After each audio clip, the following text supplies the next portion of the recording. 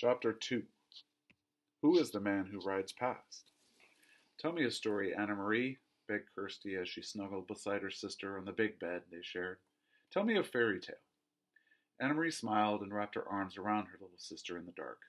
All Danish children grew up familiar with fairy tales. Hans Christian Andersen, the most famous of the tale tellers, had been Danish himself. Do you want the one about the little mermaid? That one had always been Anna Marie's own favorite. But Kirsty said no. Tell the one that starts with a king and a queen, and they have a beautiful daughter. All right. Once upon a time there was a king, Anna Marie began.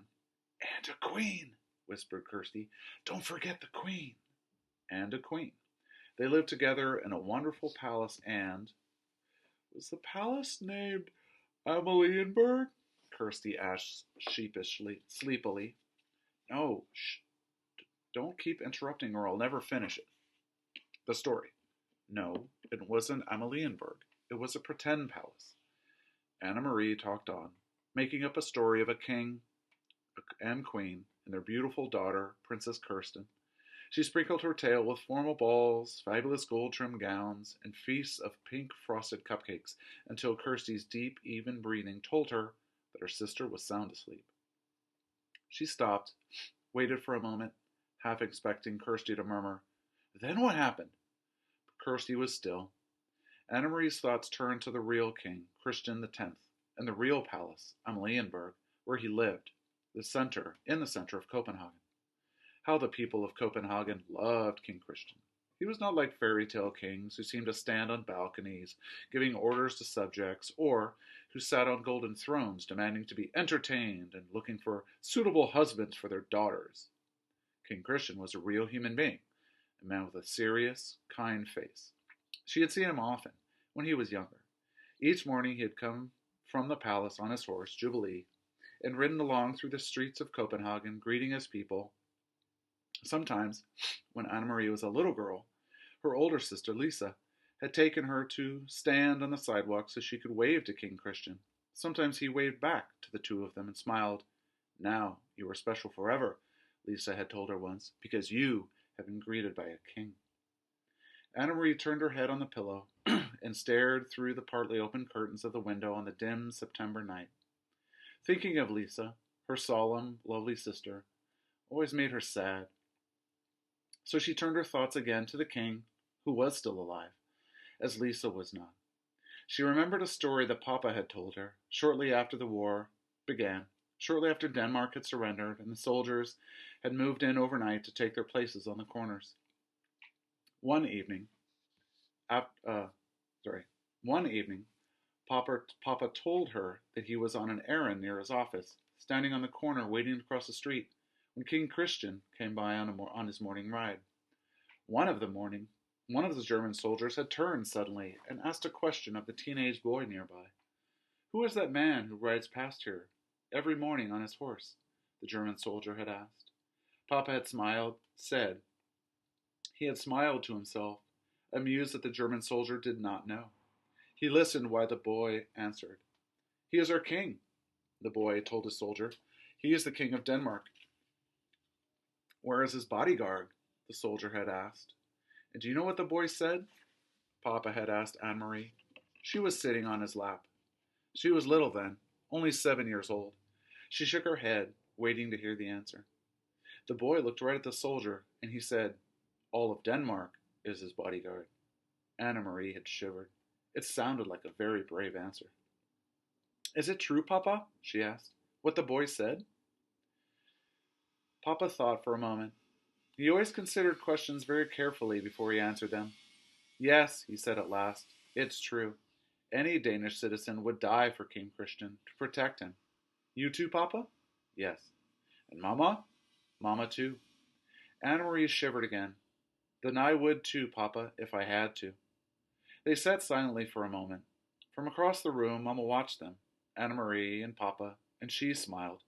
Mama had been crocheting that evening 3 years ago. The lacy edging of a pillowcase, part of Lisa's trousseau.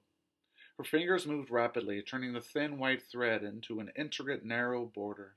Lisa was a grown-up girl of 18, then, about to be married to Peter Nielsen. When Lisa and Peter married, Mama said, Anna Marie and Kirsty would have a brother for the first time. Very first time.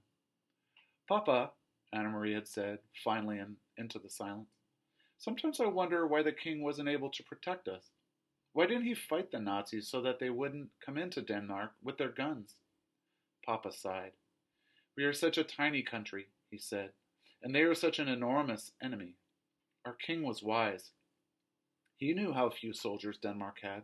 He knew that many, many Danish people would die if we fought. In Norway they fought, Anna Marie pointed out. Papa nodded. They fought very fiercely in Norway. They had these huge mountains for the Norwegian soldiers to hide in. Even so, Norway was crushed. In her mind, Anna Marie had pictured Norway as she remembered it from the map at school up above Denmark. Norway was pink on the school map. She imagined a pink strip of Norway crushed by a fist. Are there German soldiers in Norway now? The same as here? Yes, Papa said. In Holland, too, Mama added from across the room. In Belgium, in France. But not in Sweden, Anna Marie announced, proud that she knew so much about the world. Sweden was blue on the map, and she had seen Sweden, even though she had never been there. Standing behind Uncle Henrik's house, north of Copenhagen, she looked across the water, the part of the North Sea that was called the Kattegat, the land on the other side. That is Sweden you were seeing, Uncle Henrik told her. You were looking across to another country. That's true, Papa said. Sweden is still free. And now, 3 years later, it was still true, but much else had changed.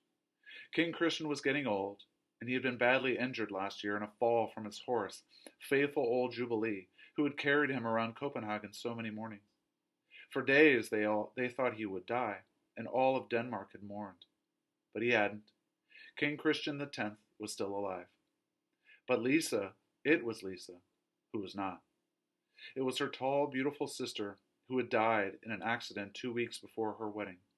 In the blue carved trunk in the corner of this bedroom, Anna Marie could see its shape even in the dark, were folded Lisa's pillowcases with her crocheted edges, her wedding dress with its hand-embroidered neckline, unworn, and the yellow dress that she had worn and danced in, with its full skirt flying, at the party celebrating her engagement to Peter. Mama and Papa never spoke of Lisa. They never opened the trunk, but Anna Marie did, from time to time, when she was alone in the apartment. Alone, she touched Lisa's things gently, remembering her quiet, soft-spoken sister, who would look forward so to marriage and children of her own. Red-headed Peter, her sister's fiancé, had not married anyone in the years since Lisa's death. He had changed a great deal. Once, he had been like a fun-loving older brother to Anna Marie and Kirsty, teasing and tickling, always a source of foolishness and pranks. Now, he still stopped by the apartment often, and his greetings to the girls were warm and smiling. But he was usually in a hurry, talking quickly to Mama and Papa about things Anna Marie didn't understand. He no longer sang the nonsense songs that had once made Anna Marie and Kirsty shriek with laughter, and he never lingered any more.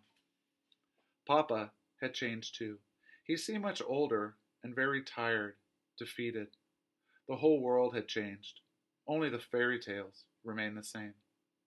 And they lived happily ever after, Anna Marie recited, whispering in the dark, contemplating the tale for her sister, or completing the tale for her sister, who slept beside her, one thumb in her mouth.